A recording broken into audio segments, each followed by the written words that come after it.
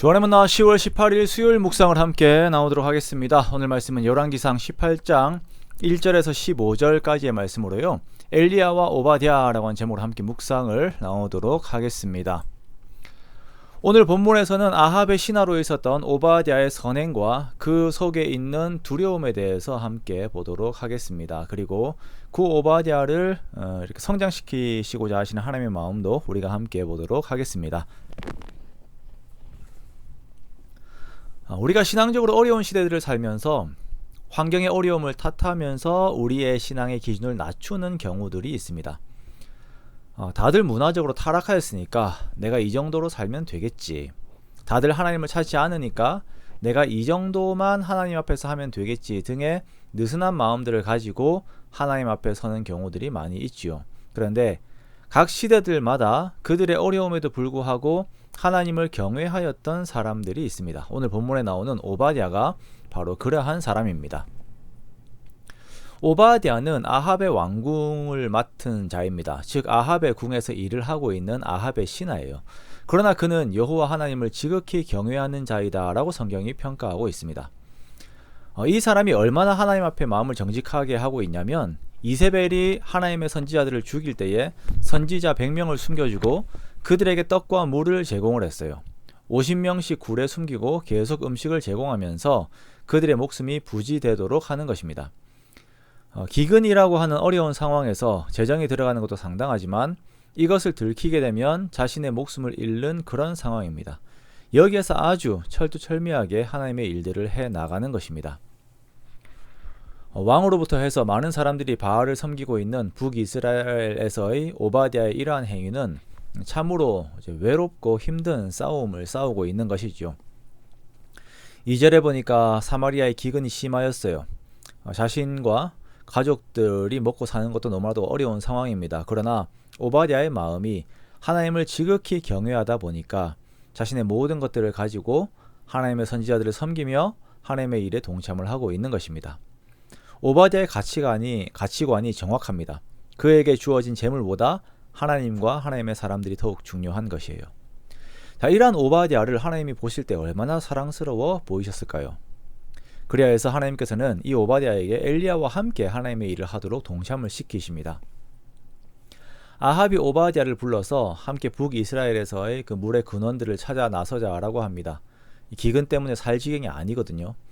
그래서 그렇게 둘이 함께 찾아다니다가 물을 찾아다니다가 나누어져서 따로 찾고 있는 중에 이 오바댜에게 엘리야가 나타납니다.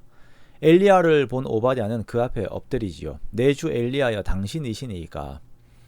자, 엘리야는 오바댜에게 말하기를 아합에게 가서 엘리야가 여기에 있다라고 말하라라고 이렇게 명합니다. 그런데 이 말을 들은 오바댜가 큰 두려움을 느껴요.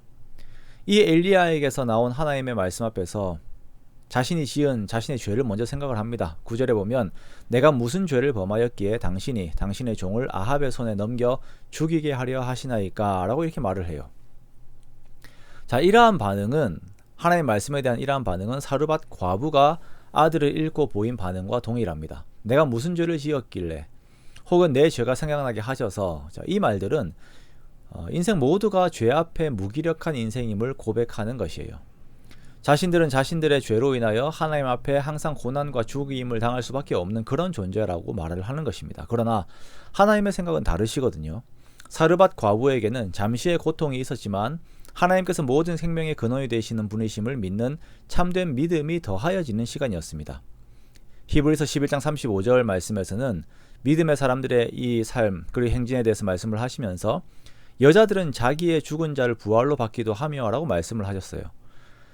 고난 앞에서 당장 자신의 죄를 먼저 생각하는 사람들이지만 그 앞에서 하나님께서는 은혜를 준비하셨습니다. 오바댜 역시 엘리야의 요구 앞에서 자신의 죄를 먼저 생각하고, 만약에 아합에게 엘리야를 찾았다라고 말을 하였는데 다시 왔을 때 엘리야가 하나님의 영에 이끌려 다른 곳으로 가버렸다면 자신은 죽임을 당하게 될 것이다 라고 하면서 두려움을 가지죠. 그러면서 동시에 말하는 것이 자신이 어릴 때부터 여호와를 경외하였음과 자신이 여호와의 선지자들을 숨겨주고 먹인 그 선한 행위를 강조를 합니다.